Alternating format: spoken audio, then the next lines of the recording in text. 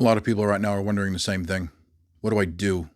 Maybe you're a new Christian and you're just joining the faith. Maybe you're a returned Christian stepping back in. Maybe you're a veteran Christian who's realized that you've just been sitting around in your blessed assurance your whole life and that you're supposed to do something. But all of us have the same question.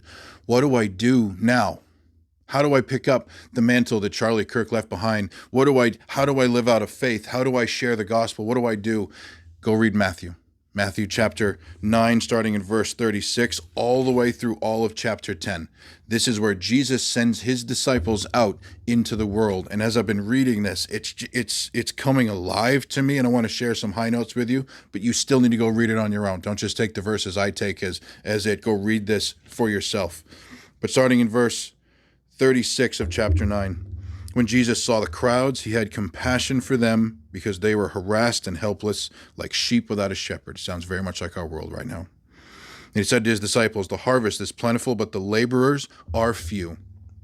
Therefore, pray earnestly to the Lord of the harvest to send out laborers into his harvest. That is my prayer right now, that the awakening we are having will awaken harvesters to go out and do the Lord's work. That is the prayer for all of us.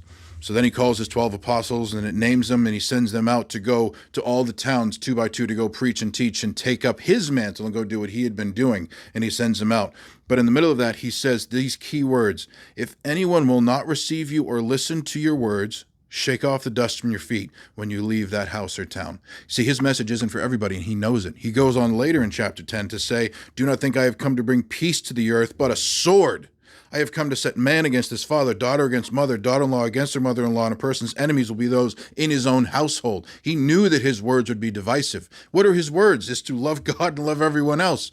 Then I was reading that and I'm going, I've said this in so many Bible studies before. If you actually read this book, all it does is tell you how to live better and love others and love God, and that's the whole point. How can this book cause so much wars and death and anger if all Jesus said was go be better, go be a good person, go love God, go treat everyone the way you want to be treated? I'm like, how can people die over this? And then I realized, how can his words be so divisive that brother will deliver brother over to death and father his child, and children will rise against their parents and have them put to death? What are these words Jesus is saying that is so revolutionary and antagonistic? And I realized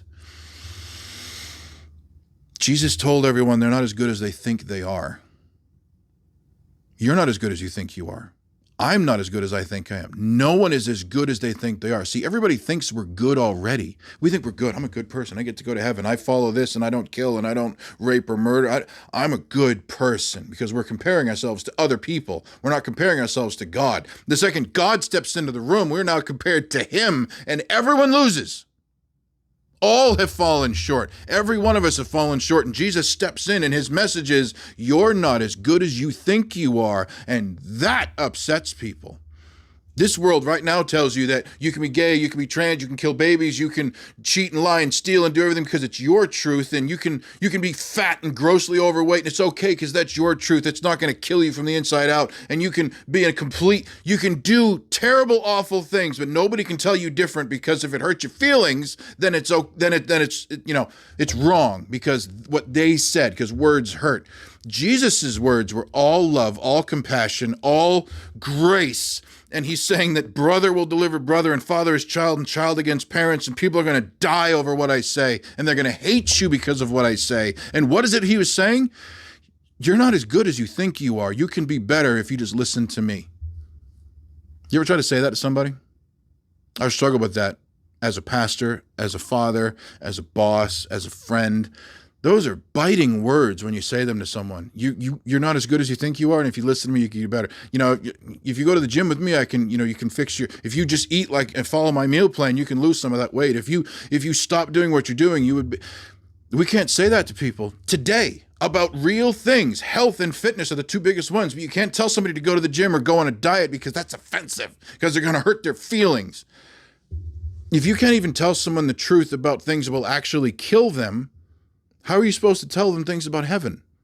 That's all Jesus was doing. Go out and tell people you're not as good as you think you are. And they're going to fight over it. It's going to disrupt households. But he says here, if anyone doesn't receive you or listen to your words, shake the dust off your feet. Move on.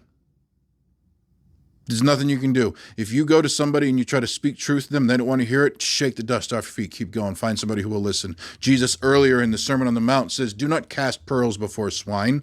Some people are not going to hear it right now. Doesn't mean they're not worthy. Doesn't mean they won't hear it again another time and it will sink in. But at the time you're saying it to them, if they don't take it, move on. Go find somebody who will listen and pour into them. Now, what do you pour into them? What do you say? How are you supposed to do this?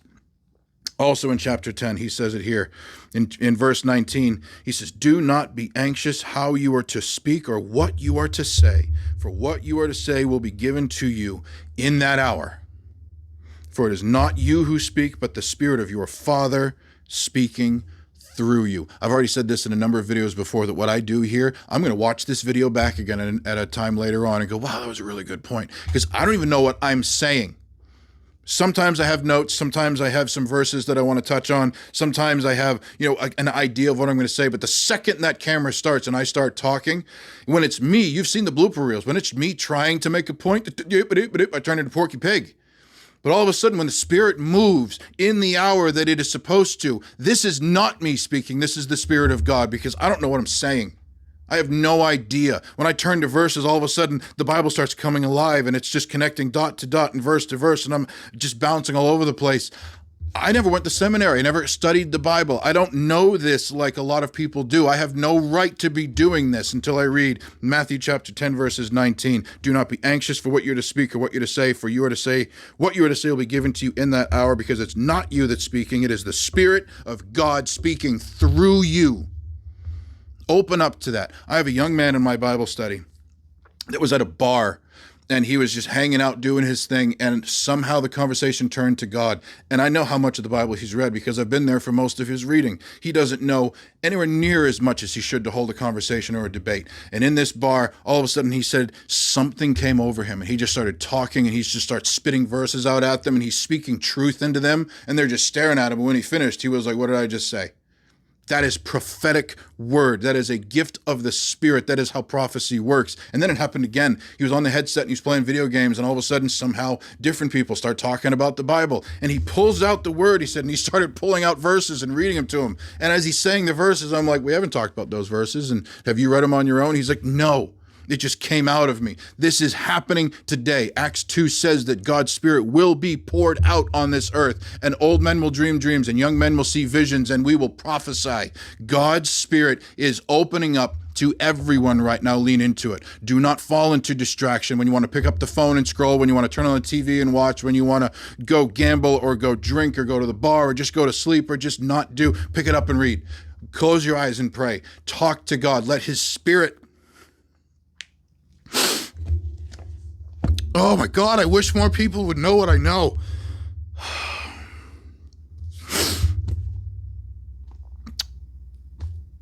We are called for so much more, and we're not doing anything with it. And we are shocked when a good man is killed in cold blood for it, not realizing that we are called to the same. Go read Matthew chapter 10 as he sends out these 12 people to go teach his words to the rest of the world, and read what he says to them, because he's saying it to you and me right now.